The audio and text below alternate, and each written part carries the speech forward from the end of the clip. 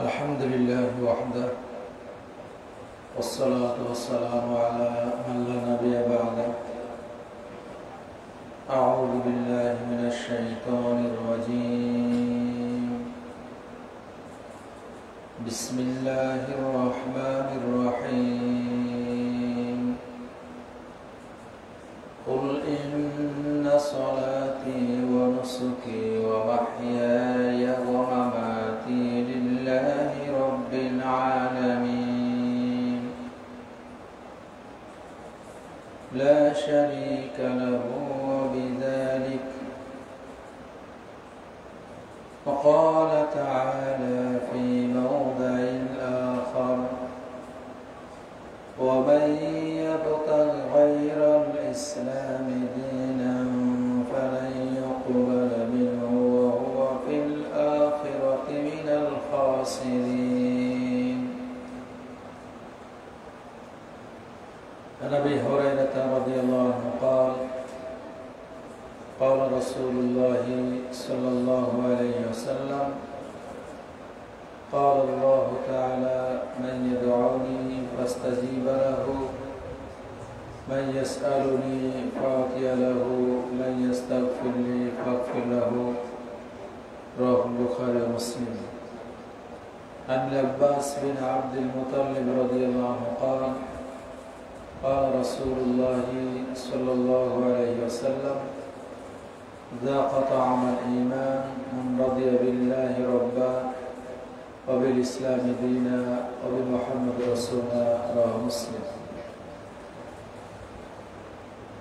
আলহামদুলিল্লাহ, প্রশংসা মাত্র সেই করুণাময় আল্লাহ সুবহানাহু ওয়া তাআলার জন্য, যার অশেষ মেহেরবানিতে আমরা এই পবিত্র দিনে পবিত্র মসজিদে উপস্থিত হতে পেরেছি। এই জন্য আল্লাহ সুবহানাহু ওয়া তাআলার দরবারে জানাই লাখো লাখো সিজদায়ে শুকর। আলহামদুলিল্লাহ, অসংখ্য দরুদ তাসলিম বর্ষিত হোক আখিরি পয়গাম মানব জাতির মুক্তির দিশারি জনাব মুহাম্মদ রাসূলুল্লাহ সাল্লাল্লাহু আলাইহি সাল্লামের উপর। আল্লাহুম্মা সাল্লি আলা মুহাম্মাদিন ওয়া আলা আলি মুহাম্মাদ কামা সাল্লাইতা আলা ইব্রাহিম ওয়া আলা আলি ইব্রাহিম ইন্নাকা হামিদুম মাজিদ। আল্লাহুম্মা বারিক আলা মুহাম্মাদিন ওয়া আলা আলি মুহাম্মাদ كما باركت على إبراهيم وعلى آل إبراهيم إنك حميد مجيد. رب اشرح لي صدري ويسر لي أمري واحلل عقدة من لساني يفقهوا قولي. اللهم إني أسألك علما نافعا ورزقا طيبا وعملا متقبلا. আমরা বর্তমান সময়ে বেশ কিছু জিনিস দেখে যারা মুসলিম, যার ভিতরে ঈমান আছে, ইসলাম আছে, যিনি মৃত্যুকে ভয় করেন, যে পরকাল আছে,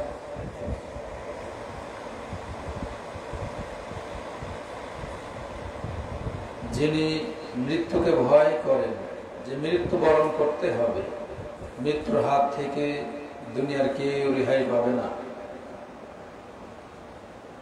ইনার অন্তত অন্তরে এটি আসবে যে অন্যায় কাজ কেউ করলে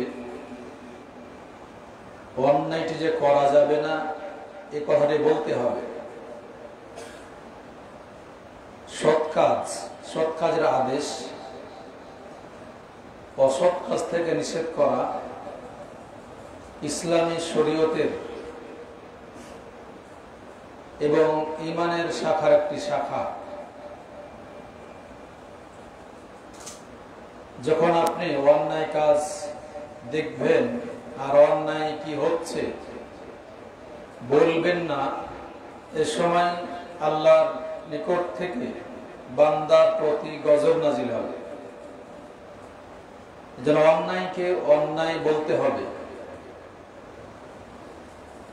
যেটা সত্য সে তাকে সত্যই বলতে হবে। জাআল হক ওয়া যাকাল বাতিল ইন্নাল বাতিলা কানা যাহুকা। সত্য এসেছে, বাতিল সরে গেছে চিরতরে, আর বাতিল আসবে না। কোন সময় আপনি বলবেন না যে এখন মক্কার কাবা ঘরে 360টি মূর্তি ছিল, আবার এই কাবা ঘরে মূর্তি নির্মাণ করা হবে বা মূর্তি আসবে। এই বিষয়কে কেন্দ্র করে মহান আল্লাহ তাআলা এই আয়াতটি নাযিল করেন যখন মক্কা বিজয় হয়। মক্কা বিজয় মানে মুসলমানদের বিজয়। কুফারে কুরাইশ এরা জাহিলিয়াতের যুগে কাবা ঘর বস্ত্রহীন উলঙ্গ হয়েও তারা তাওয়াফ করত, তারা এই মূর্তিগুলোর পূজা করত। আমাদের বর্তমানে আমরা যা দেখছি এবং দেখে আসছি, ইসকন আপনারা নাম শুনেছেন যারা মুরব্বী আছেন, এবং এই বিষয়টি একটু ভাইরাল বিষয়। যেমন আমরা জানি বিভিন্ন সংগঠন আছে না, বাংলাদেশে বিশ্বে বিভিন্ন সংগঠন আছে। আমরা যারা কোরআন সুন্নাহর অনুসারী বিভিন্ন নাম আমরা বলি, যে নামগুলা বলা যায়। আমরা কেউ আহলুল হাদিস বলি, আহলুল হাদিস। আহলুল হাদিস মানে কোরআন সুন্নাহর অনুসারী। as-সালাফ as-সালেহ আমরা বলি সালাফি মানহাজের অনুসারী। নেককার ব্যক্তি যারা চলে গেছেন এদের অনুসারী as-সালাফ as-সালেহ এ নামে নামকরণ করা যায়। আহলুস সুন্নাহ ওয়াল জামাআহ এর অর্থ কোরআন সুন্নাহর অনুসারী, এর নামকরণ করা যায়। আত-তাইফা আল-মানসুরা সাহায্যপ্রাপ্ত দল, এই নামে নামকরণ করা যায়।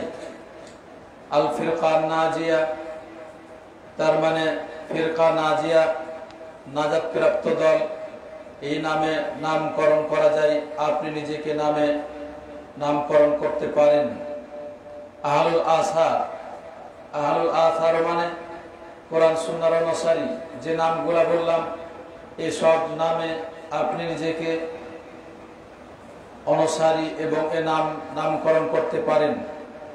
আমরা এখানে আপনাদের এখানে সালাফি কনফারেন্স, তার মানে আপনি সঠিক মানহাজ যেটি কোরআন সুন্নাহ যেটা বলা হয় সে বিষয়গুলো উল্লেখ করবেন। সেক্ষেত্রে এইরূপ নামকরণ করা যায়। ইসলামে যা শরীয়তে সমর্থন করছে, যার দলিল প্রমাণ রয়েছে। আমি বলছিলাম ইসকন একটা হলো সংগঠন। এই সংগঠন যার নেতৃত্বের নাম দিয়ে চলছে, খ্রিস্টের নাম দিয়ে। আপনারা জানেন যারা অমুসলিম তাদের গ্রন্থেই হিন্দুদের কয়েকটি মাবুদ, প্রধান মাবুদ রয়েছে। এক নম্বরে বারহামা, আর একটি নাম শিফা, আর একটির নাম হাসনু। তারা বলে তিন মাবুদের, তাদের এই তিন মাবুদের যে কোনো একজন মাবুদের ইবাদত বন্দি করলে ইবাদত হয়ে যায়। আচ্ছা, ইবাদত কি তাই? এরা কারা? হিন্দুদের এই ধর্ম, তাদের বড় বড় তিনটি মাবুদ। এই মাবুদ গুলার তারা যদি ইবাদত বন্দি করে, তারা মনে করেন যে ওনাদের ইবাদত হয়ে গেছে।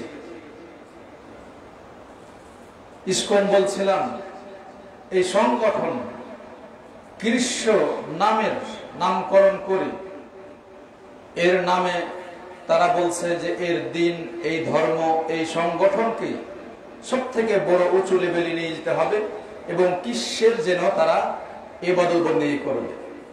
আচ্ছা বলেন, যিনি স্রষ্টা আপনাকে আমাকে আল্লাহ সৃষ্টি করলেন, যে মহান সত্য মাবুদ, আচ্ছা তারা কি কেউ বলতে পারে অমুসলিম যারা, হিন্দু যারা, যে তাকে কে শ্রেষ্ঠ করলো, সৃষ্টি করলো? ওরা নিজেরাই বলবে যে সৃষ্টিকর্তা আল্লাহ। কোনো হাতে তৈরি করা মূর্তি তাদের সৃষ্টি করেনি। কিছুদিন আগে তাদের পূজা চলে গেল, যে পূজা নিয়েও মুসলিম সম্প্রদায়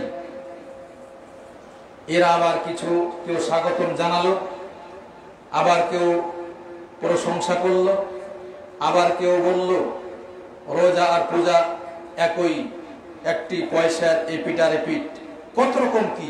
আর এই বাবা, তুমি মুসলিম হয়ে যদি তাদের প্রশংসায় মেতে থাকো, আমার মনে হয় বাংলাদেশে আমরা দেখেছি, বাংলাদেশে গবেষণার কথা বলছি, আমার গবেষণার কথা থেকে আপনাকে বলছি, বাংলাদেশে যদি আপনি নিম্ন ভাগের মুসলিম বলেন তাহলে 85% মুসলিম রয়েছে এই বাংলাদেশে। আর যদি একটু বেশি বলতে যান, কেউ কেউ বলছে যে বাংলাদেশে 90% মুসলিম রয়েছে। 90% মুসলিম যদি এই দেশে থাকে তাহলে একজন মসজিদের ইমাম, একজন যিনি বলা যায় ইমাম দুইটি, কোরআন সুন্নাহ যা বলছে সালাফদের ভাষায় ইমাম আযম, বড় ইমাম হলেন এখন যিনি দেশ চালাচ্ছেন প্রধান উপদেষ্টা ইউনূস সাহেব, বাংলাদেশের বড় ইমাম তিনি সালাফদের ভাষায়। আর ছোট ইমাম হলেন যিনি মসজিদে ইমামতি করেন, খুতবা দেন, এরা হলেন ছোট ইমাম। তার মানে তাহলে দুজনের মর্যাদা রয়েছে। দেশ চালাবেন, ইমাম সাহেব কি বলবেন, আলেম কি বলবেন, আলেমে দিন কি বলবেন, তাদের কথা অনুযায়ী দেশ চলবে।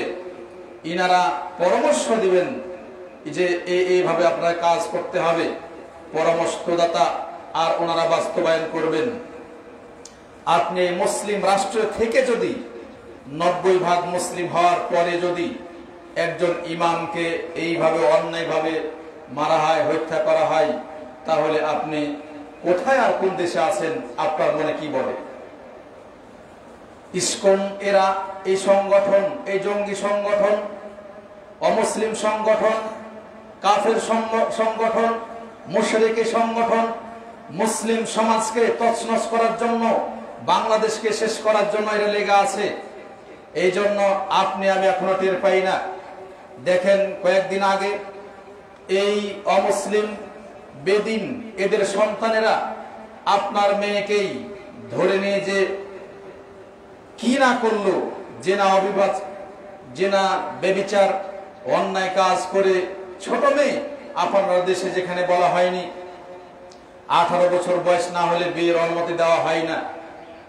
আর একটা ছোট মেয়েকে নিয়ে গিয়ে যে কাজ করেছে, 3 রাত ধরে তার প্রতি যে জুলুম করা হয়েছে, তাকে অজ্ঞান করে যে অন্যায় কাজ করা হয় তার প্রতি, এর হিসাব বিচার কে দিবে? যদি আজকে আলেম ওলামা সোচ্চার না হন, শুধু আলেম ওলামার দায়িত্ব না, মুসলিমবাসী, দেশবাসী যদি আপনারা সোচ্চার না হয়ে থাকেন, তাহলে আগামীকালকেও আপনার মেয়েকে ধরে নিয়ে যাবে, ওই সময় আপনার করানোর আর কিছু থাকবে না। এই জন্য মুসলিম সমাজ, আপনি বাংলাদেশি মুসলিম, এই বাংলাদেশ রাষ্ট্র, আপনার বাংলাদেশ রাষ্ট্র স্বাধীন হয়েছে, এই স্বাধীন রাষ্ট্র আপনি স্বাধীনতারা বলতে পারবেন না, আপনার ইমান চোর, ইমান চোরি করে নিয়ে যাবে। এই জন্য টঙ্গী টি কলোনি মসজিদে যে খতিব মাওলানা মহিবুল্লাহকে ইসকন সদস্য অপহরণ করে, এর আগে খতিব সাহেবকে 8টি চিঠি দেওয়া হয় বিভিন্নভাবে আর কি। তো এইভাবে কোন একজন মুসলিম, আমার মনে হয় না যে মুসলিম অপর মুসলিম ইমামকে ধরে নিয়ে যে এইভাবে তার প্রতি জুলুম করবে, হত্যা করবে, এটা কোনোদিন হতে পারে না। ওর অন্তর কাঁপবে, আল্লাহর তার ভয় আছে। ও মুসলিম যারা ইসকনের সংগঠন যারা তোমরা করো, তোমরা কি মৃত্যুবরণ করবে না? তোমাদের রাজত্ব কয়দিন? ক্ষণস্থায়ী। এই ক্ষণস্থায়ী জীবন নিয়ে বেঁচে থেকে বেশি বাড়াবাড়ি করো না। মুসলিম একজন মুসলিম ব্যক্তি, সে যেমন দুনিয়াতেও তার কল্যাণময় জীবনযাপন করে, পরকালে সে মৃত্যুবরণ করলে যদি কোনো মুসলিম ব্যক্তি অন্যায়ভাবে হত্যা করা হয়, তাহলে ইনি শহীদের মর্যাদা পাবেন। যা আল্লাহ রাসূল সাল্লাল্লাহু আলাইহি সাল্লামের ভাষায়।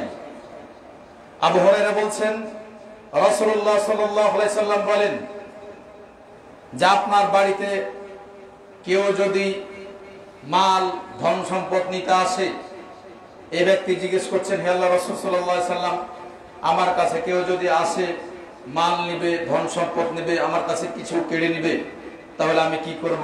তিনি বলছেন ফালা তুতিহি মালা, তোমার মাল তাকে দিবে না, ধন সম্পদ দিবে না।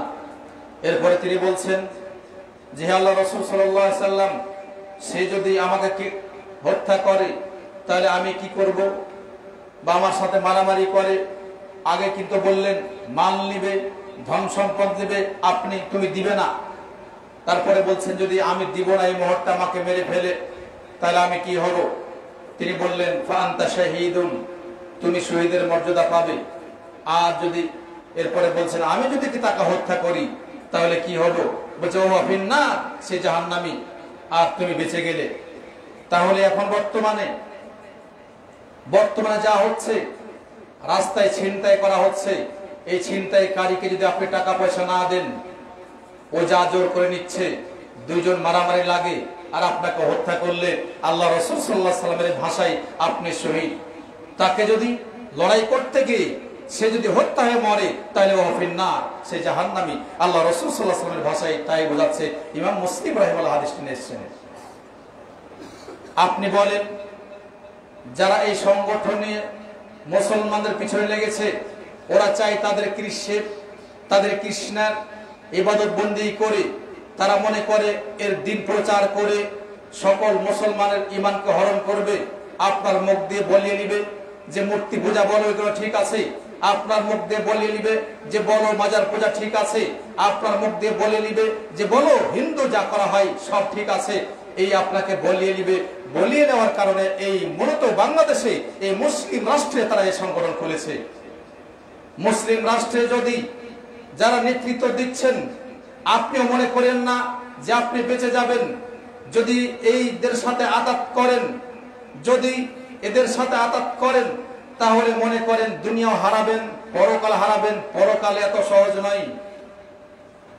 আবু হুরায়রা বলেন রাসূলুল্লাহ সাল্লাল্লাহু আলাইহি সাল্লাম বলেন যে আমি নবী হিসাবে এই দুনিয়াতে আসার পরে সেই সত্তার কসম যার হাতে আমার মৃত্যু, আমি শেষ নবী মুহাম্মদ সাল্লাল্লাহু আলাইহি সাল্লাম যদি আমাকে শেষ নবী হিসেবে পাওয়ার পরেও ইহুদি হোক, নাসারা হোক, মুসলিম হোক, দুনিয়ার যেই কোনো মানুষ হোক, যেই কেউ হোক, যদি আমাকে শেষ নবী হিসেবে স্বীকৃতি প্রদান না করে, ও ফিন্নার, সে জাহান্নামে চলে যাবে।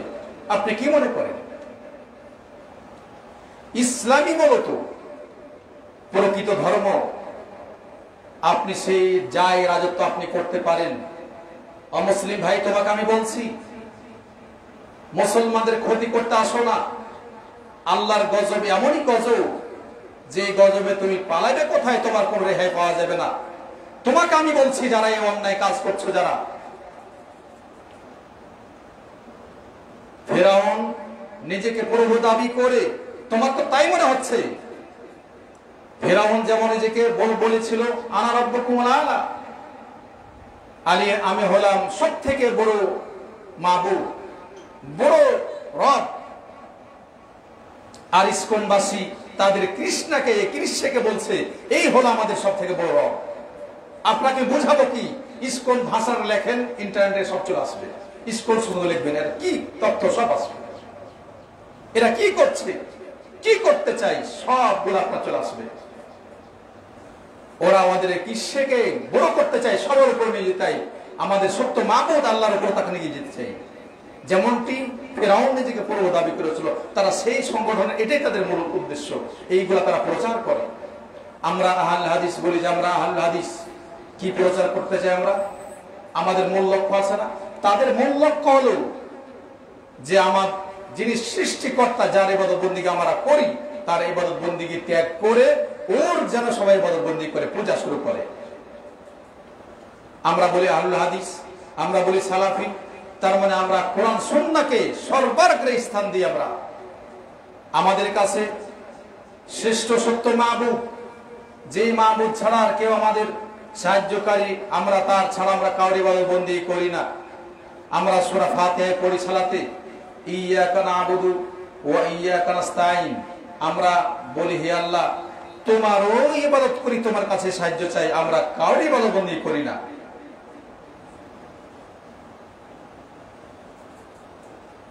তাই এই ভাষাটা আপনি বুঝছেন যে যারা দেশ চালাচ্ছেন, যারা এই দায়িত্বে আছেন, যারা তাদের সহযোগিতা করেন, আল্লাহকে ভয় করুন, এরপর থেকে ফিরে আসেন, আপনার কল্যাণ হবে। মনে রাখেন দুনিয়াটি ক্ষণস্থায়ী। বারবার বলছি, অন্য হাদিসে আল্লাহ রাসূল সাল্লাল্লাহু আলাইহি ওয়াসাল্লাম বলছেন মানুষকে 60 থেকে 70 বছর বয়স দেওয়া হয়েছে, এর কিছু নাই, ক্ষণস্থায়ী।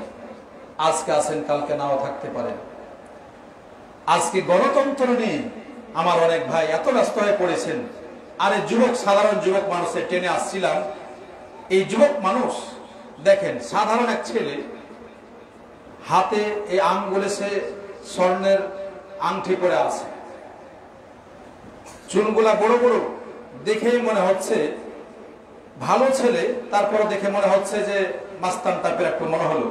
আর ওই দুইটা ছেলে আরো কয়েকজনকে দেখলাম, এরা ট্রেনে বসে গণতন্ত্র কি দেওয়াদের মুখে আসলো, বলতে গিয়ে বলছে দেখ গণতন্ত্র না বাজে, কিছুই নাই। এটা কি আবার? এটা তো মানুষের নষ্ট করা, এদের তো কিছু নেই। মানুষের যদি এই থাকতো, গণতন্ত্র যদি কল্যাণ থাকতো, তাহলে আজকে কি করে যারা আপনার বলেছে আমি এই সংগঠন এইগুলো করি, ক্ষমতায় যাব, ক্ষমতা নিয়ে তারা ব্যস্ত আছে, মুসলমানদের ইজ্জত নষ্ট হয়ে যাচ্ছে, এগুলো তারা তো একবারও দেখার সুযোগ হয় না। কিসের গণতন্ত্র আপনি করে বেড়ান? গণতন্ত্রের জনগণের আপনি শান্তি কোথায়? আপনি তো গণতন্ত্র করে আপনি বলছেন যে জনগণের আপনি কল্যাণ চাই, শান্তি চাই, মানুষের কল্যাণ চাই, শান্তি চাই। কিসের গণতন্ত্র যেখানে শান্তি নেই? মারামারি, হানাহানি, যেখানে আমার মায়ের ইজ্জত নেই, যেখানে আমার মেয়ের ইজ্জত নেই, যেখানে আমার একজন আলেম ওলামার সম্মান ইজ্জত নেই, কিসের আবার গণতন্ত্র? আপনি কিসের গণতন্ত্র বলে বেড়ান? একজন আলেমকে এই 90% মুসলিম দেশে যদি আলেম খতিবকে এইভাবে হত্যা করা হয়, তাহলে আপনি বাঁচবেন কোথায়? যাবেন কোথায়? তাহলে আপনার কথা বলতে দিবে না। এই মুসলিম রাষ্ট্রে যদি অবস্থা হয়, তাহলে আপনি যাবেন কোথায়? গণতন্ত্র নিয়ে বেড়াচ্ছেন। খিলাফত খিলাফত আমরা বলি, এক জাতি বলে খিলাফত কি করে আসবে? আপনাদের কারণেই খিলাফত সম্ভব না। খিলাফত মানেই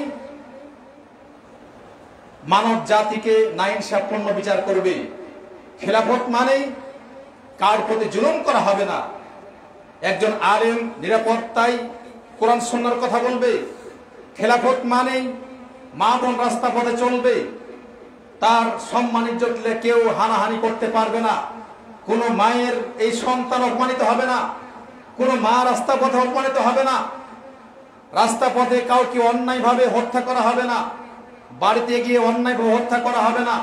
খেলাফত মানেই আপনি চাঁদাবাজি করতে পারবেন না, চাঁদাবাজি করতে পারবেন না, অন্যায়ভাবে মানুষকে হত্যা, এর সাথে মানুষের মাল এগুলো আপনি নিতে পারেন না।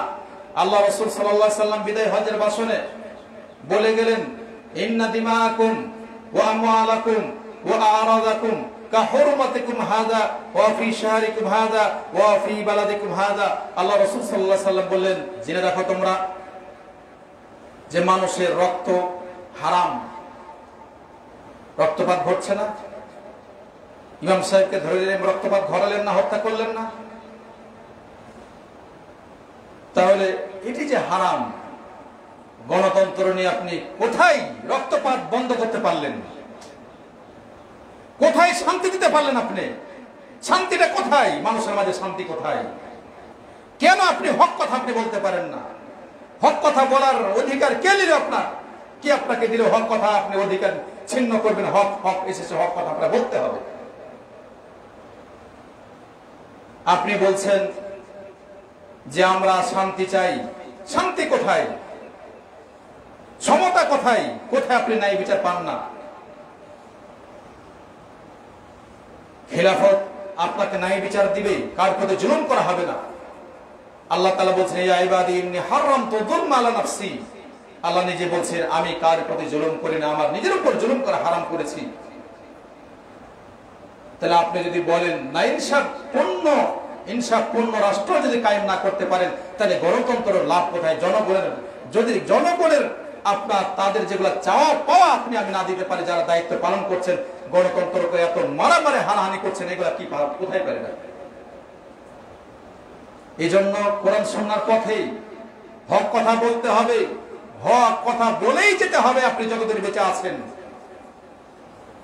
হক কথা বলার মাধ্যমেই দ্বীনের জয় হবে। ওয়াল্লাযী আরসালা রাসূলাহু বিল হুদা ওয়া দীনিল হক লিইয়ুযহিরাহু আলা দ্বীনি কুল্লি ওয়ালাউ কারিহাল মুশরিকুন। আল্লাহ তাআলা বলছেন, নবী রাসূলদেরকে আমি প্রেরণ করেছি এই জন্য, লিইয়ুযহিরাহু আলা দ্বীনি কুল্লি ওয়া দীনিল হক, হক দ্বীন নিয়ে তাদের প্রেরণ করেছি। বিল হুদা, হুদা মানে কল্যাণকর ইলম, আর হক আমালে সালেহ। কল্যাণকর ইলম কি আপনি মানুষের মাঝে বলবেন না? কল্যাণকর হলো ইলম যে আপনি যখন কেউ বলছে যে গণতন্ত্রের মাধ্যমে শান্তি দিব, তা আসলে যেখানে শান্তি নেই, কোনটাতে শান্তি আছে বলতে হবে না? আজকে যদি কেউ না বলেন যে খেলাফতের কথা না বলেন, একদিন দেখবেন সবগুলো আপনি বিলীন হয়ে গেছে, এই কথার কোনো শুনতে পাবেন না। খেলাফতের মাধ্যমেই কল্যাণকর ইলম হবে, খেলাফতের মাধ্যমেই দিন হক, দিন বিজয় হবে, এবং মানুষ আপনার প্রত্যেকের যা অধিকার আছে এই অধিকার সে ফিরিয়ে পাবে। তাই বলছিলাম যে এই বর্তমানে যে কাজগুলা চলছে, এগুলা কিন্তু যারা দেশের সরকার হয়ে আছেন, আপনার দায়িত্ব কর্তব্য এগুলো যদি না করেন, আল্লাহর কাছে বিচার কাঠগড়ায় আপনাকে দাঁড় করাবেন আল্লাহ তাআলা, সেদিন কিছু করার নেই। এই জন্য কথাগুলা অনেকটাই আপনাকে প্রথম যে কথাটা বলছিলাম, ইসকন আপনি যারা এই সংগঠন যারা করে, আর কেউ যদি তাদের সহযোগী হয়ে থাকেন, আল্লাহকে ভয় করুন। আপনার কাছে মেসেজটা দিতে পারি যে আপনি আল্লাহকে ভয় করুন। অন্যায় কাজ যারা করে, যাদের সহযোগিতা করা হয়, উভয় কিন্তু সমান। মান তাশাব্বাহা বিকওমিন ফাহুয়া মিনহুম। কোন জাতির সাথে কেউ যদি মিশে যায়, তাদের সহযোগিতা করে, তাহলে আল্লাহ রাসূল সাল্লাল্লাহু আলাইহি ওয়াসাল্লাম বলেন তাদের অন্তর্ভুক্ত সে হয়ে যাবে। এজন্য আপনি জেনে শুনে যদি অন্যান্য বিষয় আপনি নিষিদ্ধ করতে পারেন, তাহলে ইসকন এই বাংলাদেশের মুসলিম সমাজ থেকে নিষিদ্ধ হবে না কেন? যারা মুসলমানদের ক্ষতি করছে, আজকে এই আলেমকে ধরলো, কালকে আপনাকে ধরবে না, কে বলছে আপনাকে? এইভাবে আপনার অমুসলিম যারা হিন্দুরা এইভাবে সাহস পাচ্ছে, মুসলমানদের মেয়েদেরকে ঘরে থেকে বের করে নিয়ে তারা জেনে ব্যবচার করছে, আপনি কোথায় দেখবেন? এতে হত্যা ছাড়া এদের আর কোনো শাস্তি নেই। হত্যাদের উপযুক্ত একটা শাস্তি। আপনি দেখেন না ইন্ডিয়াতে মুসলিম ভাইদের কিভাবে হত্যা করছে? আর একদিন দেখলাম ভিডিওতে দেখাচ্ছে যে লা ইলাহা ইল্লাল্লাহ মুহাম্মাদুর রাসূলুল্লাহ, এই কালেমা কোন দেশের পতাকা লেখা আছে বলেন তো? সৌদি আরবের পতাকায় লা ইলাহা ইল্লাল্লাহ মুহাম্মাদুর রাসূলুল্লাহ পতাকা লেখা আছে। এই জন্য ভারতে ভিডিও দেখাচ্ছে যে আপনার তারা লাথি মারছে এই লা ইলাহা ইল্লাল্লাহকে। দেখেন কি অবস্থা। আমাদের মনে হয় বাংলাদেশে সব থেকে বেশি নিরাপত্তা লাভ করছে আপনার বাংলাদেশে অমুসলিম হিন্দু যারা আছে। এদের যেমন বড় বড় চাকরিতে এরা আছে, এদের কিছু বলা হয় না, কেউ কিছু বলতে পারে না, বলার কোনো ক্ষমতা নেই। আমরা তাদের সম্মান দিয়েছি, তাদের ইজ্জত দিয়েছি, ইসলাম যেভাবে বলে সেটা দিয়েছি। আর এই দেশে সারা দাঙ্গামা হাঙ্গামা শুরু করেছে, এবং অমুসলিম ওরাই যারা মুসলিম আছে ভারতে এদেরকে মারছে, এদের অপমান করছে, অপদস্থ করছে। এটা কেমন হলো?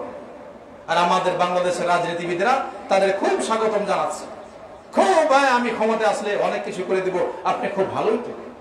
আপনার মুখ হয় না জালেম ওলামাকে হত্যা করছে, আপনাদের সবাই ঐক্যমত হয়ে এই আপনার নিবন্ধন করা এবং মানুষকে ডাকা এই পথে যে তোমরা সব সোচ্চার হও, বের হও। এটা তো আর বলেন না। কোন মিডিয়াতে এগুলো বলছে বলেন তো? কে বলছে এগুলা? এই জন্য সব বিষয় থেকে সাবধান। এই জন্য বলছিলাম মুক্তি আর সত্য মাহবুব কোনদিন এক নয়। সত্য মাহবুব কার বলেন তো? আমরা কেন মসজিদে এসেছি? কেন এসেছি মসজিদে? আল্লাহর ইবাদত করার জন্য আসে নাই না কি করার জন্য এসেছি? এই জন্য আমি যে বিষয়টি নিয়ে আলোচনা করব ভূমিকায় গেল, আমি যেটা বলতে চাচ্ছিলাম ওই বিষয়ে কিছুটা আর কি দিনের স্তর কয়টি? দিনের স্তর কিন্তু আছে। এই দিনের স্তর নিয়ে যা কিছু সবগুলো চলছে।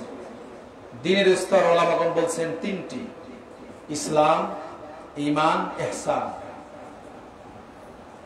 ইসলামটা কি? ইসলাম আমরা জানি আত্মসমর্পণ করা। ইসলাম মানে শান্তি, ইসলাম মানে আত্মসমর্পণ করা, ইসলাম মানে আল্লাহর আনুগত্য করা, ইসলাম মানে শিরক মুক্ত আমল করা, ইসলাম মানে যারা শিরক করে এদের থেকে নিজেকে রক্ষা করা। এটা ইসলামের অর্থ। আল্লাহ বলছেন ইন্নাদ দীনা ইনদাল্লাহিল ইসলাম। মানুষের কাছে, মানব জাতির কাছে আল্লাহ তাআলা জিন এবং মানুষকে সৃষ্টি করেছেন এবং এদের মাঝে ইসলামকে মনোনীত করেছেন। ইসলামই একমাত্র শ্রেষ্ঠ এবং মনোনীত ধর্ম মুসলমানদের কাছে। এবং সারা বিশ্বে যদিও তারা অমুসলিম, যারা ইসকন দাবিদার, কৃষ্ণের ইবাদত বন্দিকে যারা করতে চায়, যারা মুসলমানদেরকে হত্যা করতে চায়, মুসলমানকে যারা নিয়ে খেলা শুরু করেছে, আলেম ওলামাকে যারা নিয়ে খেলা শুরু করেছে, ওই বেটা তুমি মৃত্যুবরণ করলে তোমার জানাজা দিবে কে? যে মুসলিম তোমাকে আমি বলছি, তুমি যে ইসকনের সহযোগী, তোমার মৃত্যুবরণ করলে ওই ইসকনের যে ইমাম তার দিয়ে তুমি সালাত পড়ায়ও তুমি যাও। আজকে ইমামকে তুমি অপমান করছো, মৃত্যুবরণ করলে তোমার জানাজা হবে না। আর হিন্দু তুমি, তোমাকে আগুনে পোড়া হবে। তোমার ওই দিন ধর্ম বলছে আগুনে পোড়াও, যাও। তুমি একদিন যখন মায়ের গর্ভে ছিলে, মায়ের গর্ভ থেকে দুনিয়াতে এসেছিলে, ওই সময় মুসলমান হয়ে এসেছিলে, তুমি গাদ্দারি, আল্লাহর সাথে গাদ্দার করেছো তুমি। প্রত্যেক ব্যক্তির জগতে হিন্দুরা কি বলতে পারবে তার আদি পিতাকে, তার আসল পিতাকে? আদম আলাইহিস সালাম সবার পিতা, হাওয়া সবার মা, এটাই মূল কথা। রূহ জগতে যখন আমরা ছিলাম, আদমের পৃষ্ঠদেশে ছিলাম, ওই সময় আল্লাহ তাআলা বলছিলেন আলাস্তু বিরাব্বিকুম, আমি কি তোমাদের প্রতিপালক নই? যত দুনিয়াতে আসবে কিয়ামত পর্যন্ত যতগুলা রূহ আসবে, যত মানুষ আসবে, সবাইকে আল্লাহ তাআলা জিজ্ঞেস করেছিলেন। হিন্দু বাদ নাই। হিন্দু বলেন, খ্রিস্টান বলেন, অগ্নি পূজক বলেন, দুনিয়ার সকল মানুষ যাকে মানুষ বলে জানেন, সকল মানুষের রূহকে একত্রিত করে, ছেলে মেয়ে সবাইকে একত্রিত করে, জিন ইনসান সবাইকে একত্রিত করে আল্লাহ তাআলা জিজ্ঞেস করেছিলেন আলাস্তু বিরাব্বিকুম, আমি কি তোমাদের প্রতিপালক নই? সবাই আমরা বলেছিলাম জি হ্যাঁ বালা, কলু বালা, জি হ্যাঁ আপনি আমাদের সবার প্রতিপালক সত্য মাহবুব। ওই হিন্দু স্বীকারোক্তি দিয়েছে আল্লাহকে যে আপনি আমাদের মাহবুব। আজকে সে হিন্দু কি করছে? মুসলমানকে মারতে চাচ্ছে। সে মরবে না? তার আয়ু কতদিন? আবু হুরায়রা বলছেন, রাসূলুল্লাহ সাল্লাল্লাহু আলাইহি ওয়াসাল্লাম বলেন, কুল্লু মাউলুদুন ইউলাদু আলাল ফিতরা, প্রত্যেকটি সন্তান ফিতরতের উপর, তাওহীদের উপর, ইসলামের উপর জন্মগ্রহণ করে। ওই ঠাকুরের উপর না, ওই কৃষ্ণের উপর না, ওই মাজারের উপর না, এই মুশরিকের উপর না, তাওহীদের উপর জন্মগ্রহণ করে। তাওহীদ নিয়ে, ইসলাম নিয়ে মুসলমান হয়ে জন্মগ্রহণ করে। ফাবাওয়াহু ইউহাব্বিদানিহি, তার বাবা তাকে ইহুদি বানায়, নাসারা ইহুদি বানায়, আও নাসিরানিহি, অথবা তাকে নাসারা বানায়, অথবা তাকে হিন্দু বানায়, খ্রিস্টান বানায়, অগ্নি পূজক বানায়, বেদিন বানায়, যা ইচ্ছা বানায়। কিন্তু প্রত্যেকটা সন্তান মুসলমানের উপর মুসলমান হয়ে তাওহীদের উপর জন্মগ্রহণ করে। তারা সবাই বলে সত্য মাবুদ আমার এক আল্লাহ, তিনিই আমাকে সৃষ্টি করেছেন, তার জন্য বন্দী করতে হবে। ইসলাম, এর নাম ইসলাম। তাহলে ইসলামকে পেয়ে যদি আপনি সন্তুষ্ট না হন, তাহলে আপনার দুর্ভাগ্য, আপনি হতভাগ্য থেকে আপনার কিছু নেই। এই জন্য আব্বাস বিন আব্দুল মুতাল্লিব তিনি বলছেন, রাসূলুল্লাহ সাল্লাল্লাহু আলাইহি ওয়াসাল্লাম বলেন, যাকাতা আমাল ঈমান, সেই ব্যক্তি ঈমানের সাদা সাধন করেছে। মান রাদিয়া বিল্লাহি রাব্বা, যে ব্যক্তি আল্লাহকে পেয়ে সন্তুষ্ট হয়েছে। আমার কথা বোঝা যায় না? শুধু আওয়াজ হয়, কথা বোঝা যায় স্পষ্ট? বলছেন যে ব্যক্তি আল্লাহকে পেয়ে সন্তুষ্ট হয়েছে, যাকাতা আমাল ঈমান মান রাদিয়া বিল্লাহি রাব্বা, যে ব্যক্তি তার প্রতিপালক সত্য মাবুদকে পেয়ে সন্তুষ্ট হয়েছে, অবিল ইসলামী দীনা, দিন ইসলামকে পেয়ে সন্তুষ্ট হয়েছে, ওয়াবি মুহাম্মদ রাসূলুল্লাহ সাল্লাল্লাহু আলাইহি সাল্লামকে পেয়ে সন্তুষ্ট হয়েছে, এই ব্যক্তি মূলত ঈমানের স্বাদ আস্বাদন করেছেন। যদি ঈমানের স্বাদ আস্বাদন করে থাকেন, আপনি ঈমানের স্বাদ নিয়ে যদি আপনি মৃত্যুবরণ করতে পারেন, আপনাকে যেই অবস্থায় মেরে ফেলা হোক, যেই অবস্থায় থাকেন, আপনি মনে করবেন ইনশাআল্লাহ আমার জন্য জান্নাত অপেক্ষা করছে। আপনার কোনো চিন্তা নেই। আপনাকে যদি কেটে কেটে কেটে টুকরো করা হয়, আপনি মৃত্যুর সাথে সাথে আপনার জন্য পরকালে জান্নাত জান্নাত হয়ে যাবে, আপনার কবরই জান্নাত। যতদূর পর্যন্ত আপনার চোখ যাবে, ততদূর পর্যন্ত আপনার কবরকে প্রশস্ত করা হবে।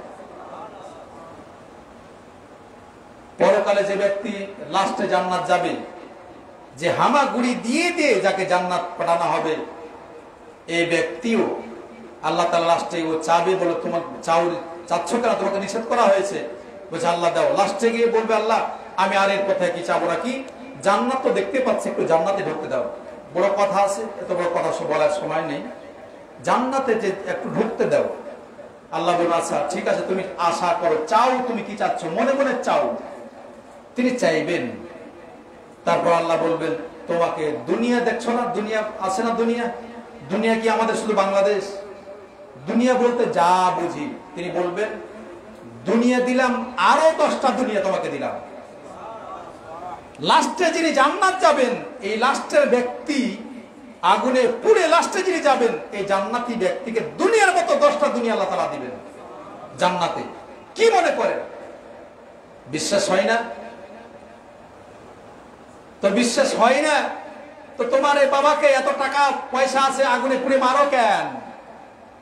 তুমি মনে করো আগুনে পুড়িয়ে মারলে ছাই হয়ে গেলে কিছু হবে না। কে বলেছে তোমারে?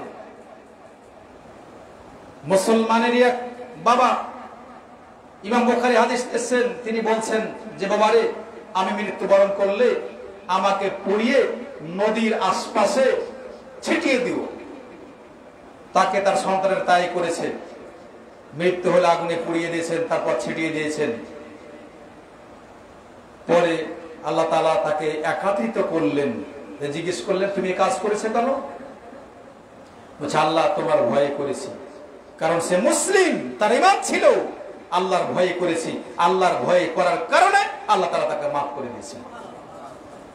তাহলে মুসলমান যদি ভুল করা জানতে, তাহলে সে ক্ষমা পাবে। অমুসলিম তোমার কোনো ক্ষমা নেই।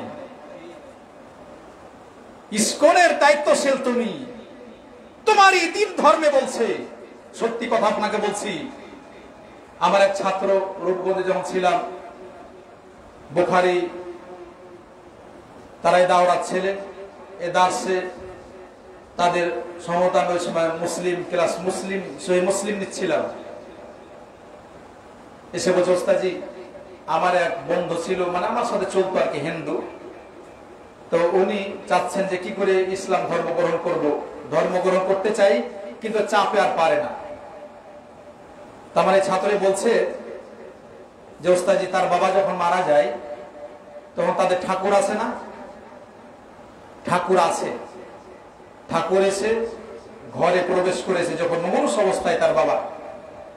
তারপরে বলছে এই ঘরে কেউ থাকতে পারবে না, শুধু আমি থাকবো আর তোমার বাবা। তো যেহেতু সন্তান বলছে না, আমার বাবাকে আমি একা ছেড়ে যাব না, আপনি আসবেন, আমি বাবাকে ছেড়ে যাবো না, কেমন হয়? এই রুমে থাকবো না মানে? আমি থাকবো।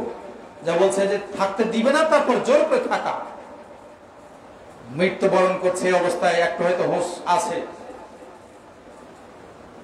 বলছে যে স্বর্গ পেতে হলে লা ইলাহা ইল্লাল্লাহটা পড়ো, না হলে স্বর্গ পাওয়া যাবে না। সত্য কথা বলে ওস্তাদ, আমি সত্য কথা বলছি। তার ঠাকুরে এই কথাটা বললো, আর ছেলে বললো যে ও কি করে আমি এটা দেখবো। কানে কানে যে কথা বলে তিনি তাই শুনলে, যেটা বলো, না স্বর্গ পাওয়া যাবে না। এই ইসকন জাতি তুমি বলছো, তুমি অবিশ্বাস করো যে লা ইলাহা ছাড়া জান্নাত পাওয়া যাবে, স্বর্গ পাওয়া যাবে না। তুমি যদি এটা না বিশ্বাস করো, আমল না করো, অমুসলিম হয়ে থাকো, তোমার জন্য চিরস্থায়ী জাহান্নাম। যেমন ফেরাউন সর্বনিম্ন জাহান্নামে থাকবে, তার সঙ্গীরা তুমি তাই হবে অবস্থা। আচ্ছা কি মনে করো, মুসলমানকে মেরে কোথায় নিয়ে যাবে? মুসলমান মৃত্যুবরণ করলে সে বাঁচলে গাজী, আর হত্যা করলে সে শহীদ, শহীদ মর্যাদা পাবে। একজন মুসলমানকে তুমি হত্যা করো, তার তুমি কল্যাণ করলে, অকল্যাণ করলে, তুমি তাকে শহীদ করলে, একদিন আগে হয় মরতো, নাই 2 দিন, একদিন পরে মরতো, 2 দিন আগে মৃত্যুবরণ করলো। মুসলমানকে হত্যা করে তুমি মনে করো তার শেষ করে দিলাম। মুসলমানকে হত্যা করলে সে জান্নাত পাবে, আল্লাহ রাসূল সাল্লাল্লাহু আলাইহি ওয়াসাল্লামের ভাষা এবং আল্লাহর পক্ষ থেকে ওয়াদা। কারণ কোরআনে যে ওয়াদা, রাসূলের হাদিস তাই, কারণ উভয় ওহী, ওমা ইয়ানতিকু আনিল হাওয়া ইন হুয়া ইল্লা ওয়াহিয়ুহা। আল্লাহ রাসূল সাল্লাল্লাহু আলাইহি ওয়াসাল্লাম ওহী ব্যতীত কোনো কথা বলতেন না। কি মনে করেন মুসলমান হয়েছেন, আল্লাহকে পেয়েছেন সত্য মাবুদ, আপনি এই নিয়ে বুকে ধারণ করে ইবাদত বন্দি করুন। যখন হঠাৎ করে মৃত্যু চলে আসবে, আপনি হাসি মুখে মৃত্যুবরণ করবেন, জান্নাতে চলে যাবেন ইনশাআল্লাহ। ওদের জন্য কি? ওদের জন্য চিরস্থায়ী জাহান্নামী। দুনিয়াতে যেমন আগুনে পুড়ে পুড়ে তাদের শেষ হয়ে যাচ্ছে। আচ্ছা বলেন তো, একজন মানুষকে যদি ধরে নিয়ে যান, আপনি কি শান্তিতে থাকবেন মনে করছেন? আপনার ঈমান থাক আর না থাক, একজন মানুষকে হত্যা করে আপনি মজা পান মনে হচ্ছে না? আপনার অন্তর কাঁপে, কি করলাম কাজটি। আপনার ভিতরেও একটা মানবতা আছে, না থাকলে আছে। যিনি কাউকে হত্যা করেন, যারই মারেন, তার ভিতরে একটা মনুষ্যত্ব আছে। তো সে অমুসলিম হতে পারে, ইহুদি হতে পারে, খ্রিস্টান হতে পারে, অগ্নিপূজক হতে পারে, কিন্তু তার ভিতরে মনুষ্যত্ব আছে। সেও ভাবে না কাজটি অন্যায় হয়েছে। আপনার সন্তানকে যদি ধরে নেওয়া হতো, আপনার বাবাকে যদি ধরে নিয়ে যে হত্যা করা হয়, আপনার মেয়েকে যদি নিজে জেরা করা হয়, তাহলে আপনার মনে কেমন লাগবে? নিজেকে নিয়ে ভাবুন। অনেকে অনেক কিছু আমরা বর্তমানে তৈরি করতে পেরেছে, কিন্তু একটা কাজ তৈরি করতে পারেনি। তা কি জানেন? কেউ কেউ আজ পর্যন্ত দেখা দিয়েছে যে একজন ব্যক্তি মারা গেছিল, তাকে তার জীবন দান দিয়ে দিয়েছে, মৃত্যু থেকে হাত রক্ষা করতে পেরেছে। ওই ইসকন যারা, সংগঠনের যারা প্রধান, তোরা কিসের কার কিসে কে তার বলছো, সেই নাকি তার দিন প্রচার করছো। তোমার কি ও কি তোমাকে মৃত্যুর হাত থেকে রক্ষা করতে পারবে? যাও জিজ্ঞেস করো যে অনেক কিছু তো করলাম তোমার জন্য জীবন দিলাম, মুসলমানদের হত্যা করলাম, তাদের শত্রুতা করলাম, তো আমার জীবনটা রক্ষা করো, আমি কিয়ামত পর্যন্ত থাকবো, আমি মরবো না। যা বলো। অনেক কিছুই তো করতে পেরেছেন বর্তমান যুগে। এখন বর্তমান যুগে তৈরি করতে করতে মানুষকে রোবট দিয়েছে, আর বিয়ের দরকার নাই নাকি। ওই ছেলে লোক ও নাকি রোবট নিয়ে থাকবে, মহিলা রোবট নিয়ে থাকবে, আর ওই মেয়ে মহিলা যুবক আপনার অনুরূপী একজন ছেলে রোবট নিয়ে থাকবে। আপনি ঠিক আছে অনেক কিছু তৈরি করলেন জেনা আর অনেক ফাহিশা কাজ করার জন্য, কিন্তু মৃত্যুর হাত থেকে রক্ষা করবেন, একটু তৈরি করেন তো দেখি, কাউকে রক্ষা করেন দেখি, পারেন নাকি? একটু বলেন তো দেখি কিয়ামত কখন হবে, আপনার মৃত্যু কবে, একটু বলেন তো দেখি। এগুলা তো কিছু করার আপনার নেই। তো এত অহংকার কিসের? এত মানুষের ক্ষতির দিক কিসের? ক্ষতি করতে গিয়ে নিজেই মানুষ পড়ে যাবে। আমি বলছিলাম দিন ইসলাম ব্যতিরিক্ত কিছু আল্লাহর কাছে কবুল হবে না। এই জন্য দিন ইসলাম পেয়েছেন, সঠিক দিন পেয়েছেন, এটি বুকে আঁকড়ে ধরে আমল করার জন্য চেষ্টা করেন। ইনশাআল্লাহ এর মাধ্যমে আপনার ইহকাল পরকাল কল্যাণ হবেই হবে নিশ্চিত।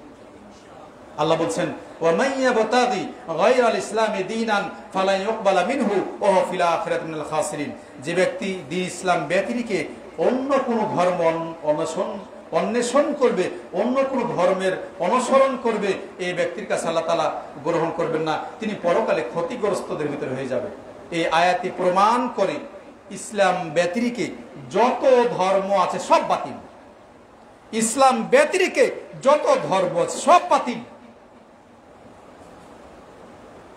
কেউ হঠাৎ করে মনে করেন ও হিন্দুরা জান্নাত যাবে, যদি হিন্দুরা জান্নাত যাবে কথা মনে করেন, ইহুদি জান্নাত যাবে কথা মনে করেন, খ্রিস্টান জান্নাত যাবে কথা যদি মনে করেন, আল্লাহ রাসূল সাল্লাল্লাহু আলাইহি ওয়াসাল্লামের প্রতি ঈমান না এনে তারা জান্নাত যাবে কথা যদি মনে করেন, তার মানে ইহুদিরা যখন মূসা আলাইহিস সালাম এবং ঈসা আলাইহিস সালামকে যখন তারা পেয়েছিল, তার উপর আমল করে যদি তারা দুনিয়া ছেড়ে যেতে পারে ইসলামের উপর, ঈমানের উপর, তাহলে তো তারা ঠিক আছে। কিন্তু এখন যারা ইহুদি, এখন যারা নাসারা, আল্লাহ রাসূল সাল্লাল্লাহু আলাইহি সাল্লামের পাওয়া অবস্থায় যারা ঈমান আনেনি, আর এখনো যারা আল্লাহ রাসূলের প্রতি ঈমান আনে না, কারণ এখন কোরআন রয়েছে, হাদিস রয়েছে, আল্লাহ রাসূল সাল্লাল্লাহু আলাইহি ওয়াসাল্লাম শেষ নবীর প্রতি ঈমান না আনলে ওরা সবাই চিরস্থায়ী জাহান্নামে। আয়াত স্পষ্ট করছে, ওয়ামান ইয়াবতাগি গায়রাল ইসলামি দীনান, যে ব্যক্তি ইসলাম ব্যতিরিক্ত অন্য কোনো দিন ধর্ম অন্বেষণ করবে, সে চেয়ে বেড়াবে বা খুঁজবে বা গ্রহণ করবে, এই ব্যক্তির থেকে সেটা কবুল করা হবে না। ওয়া হুয়া ফিল আখিরাতি মিনাল খাসিরিন, সে পরকালে ক্ষতিগ্রস্তদের অন্তর্ভুক্ত হয়ে যাবে। তাহলে আমরা মুসলমান হয়েছেন, আলহামদুলিল্লাহ পড়েন, হাজারবার আলহামদুলিল্লাহ।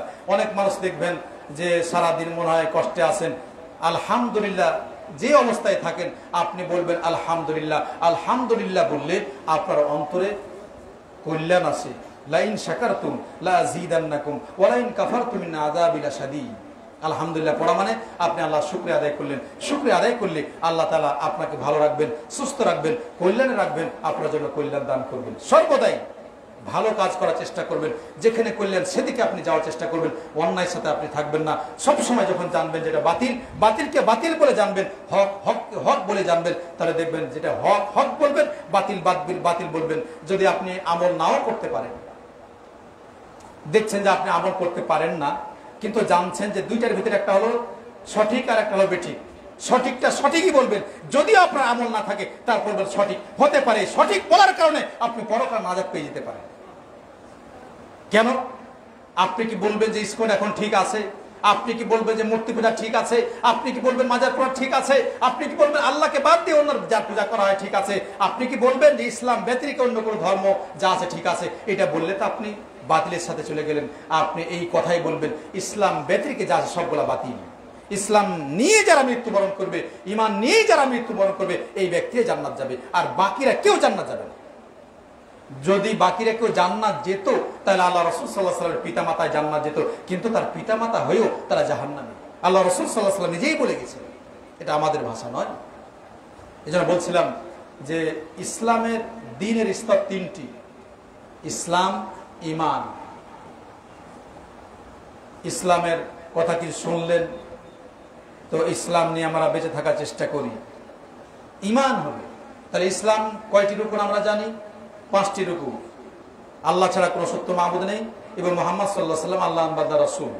সালাত প্রতিষ্ঠা করা, যাকাত দেওয়া, সিয়াম করা, হজ পালন করা, এই 5টি বিষয়ের কোনো একটি যদি আপনি অস্বীকার করেন দিন থেকে বেরিয়ে যাবে।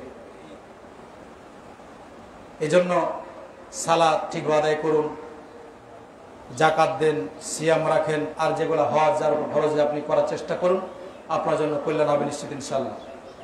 ঈমান কি? ঈমান সম্পর্কে একটা হাদিসে জিবরিল আছে, যা বড় হাদিস, কোনো সময় পেলে আপনাদের বলবো। ঈমান সম্পর্কে আমাদের এখানে আলোচনা হয়েছে, জেনেছেন। ঈমান মানে অন্তরে বিশ্বাস, মুখের স্বীকৃতি প্রদান করা, অঙ্গ প্রত্যঙ্গের মাধ্যমে আমল দ্বারা বাস্তবায়ন করা। আনুগত্যের মাধ্যমে ঈমান বাড়ে, পাপের মাধ্যমে ঈমান কমে যায়। ঈমানের রূপন আমরা জানি 6টি: আল্লাহর প্রতি বিশ্বাস করা, তার ফেরেশতাগণের প্রতি বিশ্বাস করা, তার নাজিলকৃত গ্রন্থের প্রতি বিশ্বাস করা, নবী রাসূলদের প্রতি বিশ্বাস করা, পরকালের প্রতি বিশ্বাস করা, তাকদীরের ভালো মন্দের প্রতি বিশ্বাস করা, এগুলাকে ঈমান। ইসলাম প্রকাশ্য বিষয়, আর ঈমানের বিষয়গুলা বলা হয় গোপন। গোপনীয়, আমরা আল্লাহকে দেখি নাই, না দেখে আমরা বিশ্বাস করি। তাহলে আল্লাহর প্রতি বিশ্বাস করে কেউ যদি ইসলাম শরীয়তে যা আছে এগুলো আমল করে যেতে পারে, মুসলমান ঈমান এই নিয়ে পরকালে যেতে পারেন, তাহলে ইনশাআল্লাহ আপনি একদিন জান্নাত পাবেন। তারপরে আসছে ইহসান। ইহসানটা কি? ইহসান হলো আন তা'বুদাল্লাহ কাআন্নাকা তারা ফাইন লাম তাকুন তারা ফাইন্নাহু ইয়ারাক। ইহসান হলো এমনই একটা ইবাদত যে আপনি যে ইবাদত করছেন আল্লাহকে আপনি দেখছেন, আল্লাহকে আপনি ডাইরেক্ট দেখছেন, যেন ইবাদতের মাধ্যমে আল্লাহকে দেখছেন। যদি না হয় তাহলে আল্লাহ আপনাকে দেখছেন। এর অর্থ কেমন হয়ে গেল না? বলছে দুনিয়াতে আল্লাহকে দেখা যাবে না, আর আপনি বলছেন আল্লাহকে দেখছেন। জি তাই, দেখছেন ওই দেখা না, আল্লাহকে দেখছেন যেন এমন ধ্যানে মগ্ন আছেন ইবাদতে যে আল্লাহ ছাড়া আর কাউরে ইবাদতবন্দি করে, সত্য আল্লাহ সত্য মাবুদের জন্য আপনি ইবাদতবন্দি করেন, অন্য কারোর জন্য নয়। আল্লাহকে ভয় করে ইবাদতবন্দি করেন, যে ইবাদতটা আল্লাহর কাছে কবুল হয়, মঞ্জুর হয়। আর যদি না হয় তাহলে মনে করছেন ও আমি তো, আমার তো এটা হয় না, আল্লাহ আমাকে দেখছে, অন্যায় কাজ করা যাবে না, আল্লাহ আমাকে দেখছেন, সবকিছু ভালো মন্দ যা কিছু করছে তিনি লিপিবদ্ধ করবেন। এটা হলো ইহসান। আল্লাহ বলেন সুম্মা আওরাসনাল কিতাব আল্লাযিনা ইসতাফাইনা মিন ইবাদিনা, পরে বলছেন ফামিনহুম যালিমুন লিনাফসি ওয়া মিনহুম মুকতাসিদ ওয়া মিনহুম সাবিকুম বিল খায়রাত। এই পবিত্র কোরআনে এই ঈমানের 3টি স্তর বর্ণনা করা হয়েছে। 1 নম্বর স্তর বললাম মুসলিম। আমরা মুসলিম যারা পাপ করি না, আমরা পাপ করি না। এখানে কেউ আছেন কি পাপ করা ব্যতিরিক্ত? যারা শিশু আছে হয়তো তারা নিষ্পাপ, তাছাড়া যারা যুবক আমরা সবাই পাপী, পাপ আছেই আমাদের, পাপ ছাড়া কেউ নেই। তাহলে যালিমুল নাফসি, যিনি নিজের উপর জুলুম করেন, পাপ করেন, এটা হলো নিজের উপর জুলুম করা। তারপরে আপনি আমি মুসলিম। তারপর মুক্তাসিদ, যারা মুমিন এই ব্যক্তিদের মুক্তাসিদের পর্যায়ে, তারা 5 ওয়াক্ত সালাত ঠিক আদায় করে, তারপর কোনো সময় পাপ হয়ে গেলে তারা আল্লাহর কাছে তাওবার দিকে রুজু হয়। মুসলিম যারা আমরা তাই করি, কিন্তু আমরা কোন সময় 5 ওয়াক্ত সালাতে দেখবেন যে 1 ওয়াক্ত সালাত হয়তো ছেড়ে দিয়েছে বা পড়ছে কিন্তু ঠিকভাবে পড়ে না, নিজের উপর জুলুম করছে, পাপ করছে। ফাওয়াইলুল লিল মুসাল্লিন, সালাত পড়েও সে ওয়াইল নামে জাহান্নামে যাবে। মুহসিন, যিনি মুহসিন তিনি 5 ওয়াক্ত সালাত ঠিক আদায় করেন জামাতের সহিত, নফল মুস্তাহাব যা আছে ঠিক আদায় করেন, কোন সময় অন্যায় পতিত হলে তিনি তাড়াতাড়ি তাওবা করেন, হারাম কাজ ত্যাগ করেন, হালাল অনুযায়ী চলেন, যত ভালো কাজ আছে খুব তাড়াহুড়া তিনি দৌড়ান, তিনি হলেন মুহসিন। মুহসিন সব থেকে উঁচু লেভেলের মানুষ। মুসলিম নিচু, কারণ অমুসলিম মুসলমান হয়ে গেলেই, ইসলাম ধর্ম গ্রহণ করলে সে প্রথম স্তরে আসে, দ্বিতীয় স্তরে যান মুমিন হওয়ার জন্য আরো পূর্ণাঙ্গ আমল করতে হবে, আর মুহসিন হওয়ার জন্য আরো বেশি আমল করতে হবে। তাই আপনার দ্বীন ইসলামের স্তর কয়টি? 3টি। ইসলাম, সে হলো মুসলিম, যালিমুল নাফসি, মানে জুলুম করি আমরা, পাপ কাজ করি। এরপরে বললাম মুমিন, মুক্তাসিদ, ইনি হলো মুমিন, মধ্যপন্থী। তারপর মুহসিন, ইহসান, আপনি যদি মুহসিন হয়ে থাকেন তাহলে আপনি ইবাদতে যেন আল্লাহকে দেখছেন, না হলে আল্লাহ আপনাকে দেখছেন। এটি আপনার আমার থাকা লাগবে। আল্লাহ যেন আমাদের সেই তৌফিক দান করেন। আল্লাহর কাছে আমরা কল্যাণ চাচ্ছি, যা শুনছি সে অনুযায়ী আমল করতে পারি। লাস্টের পয়েন্টে যে কথাগুলো বলবো, যে ইসকন, এই কথাটা আপনারা মনে রাখেন যে অমুসলিম মুসলমানদের কোনোদিন আপনার বন্ধু নয়। ইহুদি কোনো সময় মুসলমানদের বন্ধু নয়, নাসারা কোনো সময় মুসলমানদের বন্ধু নয়। অমুসলিমেরা সবাই ঐক্যমত পোষণ করেছে মুসলমানকে শেষ করতে হবে। কিন্তু আমরা ইসলাম কারণ জানি বুঝি, এই জন্য আমরা দয়া মায়া করতে যাই, আপনাকে কোপ মারে। আপনি মনে রাখেন আপনারও সন্তান সন্ততি আছে, মা বোন আছে, মা বোনের ইজ্জত আবরু হেফাজত করা আপনার দায়িত্ব, কর্তব্য। নিজের ছেলে মেয়েকে যেমন যে ছেলে মেয়ে আছে অনুরূপভাবে অন্যরা আছে, এই জন্য আপনার ছেলে মেয়ের সাথে যেমন ব্যবহার করবেন অন্যরা মনে করবেন এরা আমার ছেলে মেয়ে, এটা আপনাকে মনে করতে হবে। তাই যারা দেশ চালাচ্ছেন তাদেরকে বলছি যে গণতন্ত্র আপনারা করছেন, যেহেতু বাংলাদেশ আরো গণতন্ত্র বিশ্বে চলছে, আপনারা যদি খেলাফত এই কথাটা মনে রেখে যে দুনিয়াতে শান্তি যেটা আসবে, এটা যদি মুসলিম রাষ্ট্রে আমরা করতে পারতাম তাহলে আমাদের কল্যাণ হতো। তারপর আপনারা গণতন্ত্র বলে মুসলিমদের মাঝে এত মারামারি, হানাহানি, কাটাকাটি কেন? এগুলো আপনাদের এই সমাজ থেকে দূরীভূত করতে হবে। কোরআন সুন্নাহর পথে আসে ছাড়া কোনো বুদ্ধি নেই। এই জন্য শান্তি পেতে হলে ইসলামের পথে আসতে হবে। শান্তি পেতে হলে কোরআন সুন্নাহ যা বলছে সেগুলো মেনে নিলেই আপনার আমার জন্য শান্তি আসবে ইনশাআল্লাহ। আল্লাহর কাছে দোয়া করি আল্লাহ যেন আমাদের কোরআন সুন্নাহ অনুযায়ী জীবনযাপন করার তৌফিক দান করেন, আল্লাহ যেন আমাদের কল্যাণ দান করেন। ওয়া আখিরু দাওয়ানা আলহামদুলিল্লাহি রাব্বিল আলামিন। সুবহানাকাল্লাহু ওয়া বিহামদিকা আশহাদু আল্লা ইলাহা ইল্লা আনতা আস্তাগফিরুকা ওয়া আতুবু ইলাইক।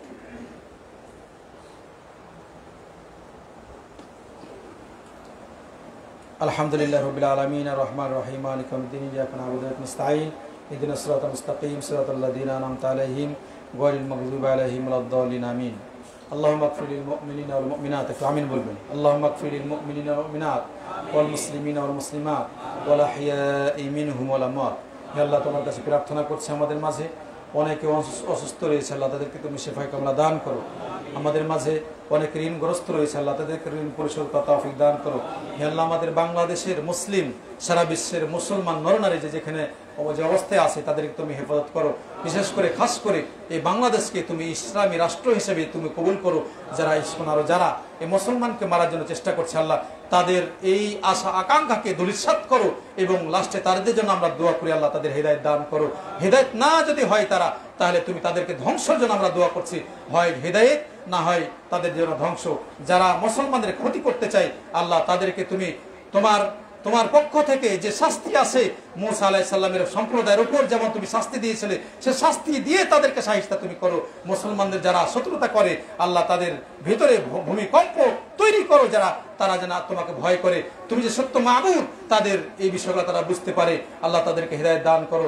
আল্লাহ আমরা তাদের জন্য দোয়া করি, আল্লাহ তাদের হেদায়েত দান করুক। এবং যারা আরো দেশ চালাচ্ছেন, আপনাদেরকে বলতে চাই আপনাদের দোয়ার সাথে সাথে আপনারা বিষয়গুলো বুঝবেন যে কোরআন সুন্নাহ অনুযায়ী দেশ চালানোর চেষ্টা করেন। এর সাথে সাথে দেশে যেগুলা অস্থিরতা অবস্থা, এগুলা যাতে অস্থিরতা থেকে মুসলমান নিরাপত্তা লাভ করে সেই বিষয়গুলো আপনাদের লক্ষণীয় বিষয়। যারা দেশে পুলিশ আছেন, যারা আর্মি আছেন, বিডিআর আছেন, আপনারাও কিন্তু যারা আছেন এগুলো আপনাদের হাতে দায়িত্ব কর্তব্য। যদি আপনারা দায়িত্ব পালন না করেন কিয়ামতের দিন মনে রাখেন আপনাকে বিচারের কাঠগড়ায় দণ্ডিত হতে হবে। এই জন্য ভয় করেন, আল্লাহকে ভয় করেন। যারা আলেম ওলামাকে নিয়ে ছিনিমিনি খেলছেন মনে রাখেন আপনাকে মৃত্যুবরণ করতে হবে। যারা আলেম ওলামাকে তুচ্ছ ভাবেন, যারা প্রকৃত আলেম ওলামা এদেরকে তুচ্ছ ভাবেন, যারা মারতে যাচ্ছেন, যাদের ক্ষতি করতে যাচ্ছেন মনে রাখেন আপনাকে মৃত্যুবরণ করতে হবে। একদিন এই যদি হয়ে যায় তাহলে কিন্তু আপনার জানাজায় কোনো লোক পাবেন না। সেদিন মৃত্যুর সাথে সাথে আপনার জন্য জাহান্নাম প্রস্তুত হয়ে আছে। এই জন্য আলেম ওলামার সম্মান দেন। আলেম ওলামার সম্মান করলে, কারণ এরা কারা? এরা ওয়ারাসাতুল আম্বিয়া। আল্লাহ তাআলা এদেরকে ওয়ারাসাতুল আম্বিয়া হিসেবে বলেছেন।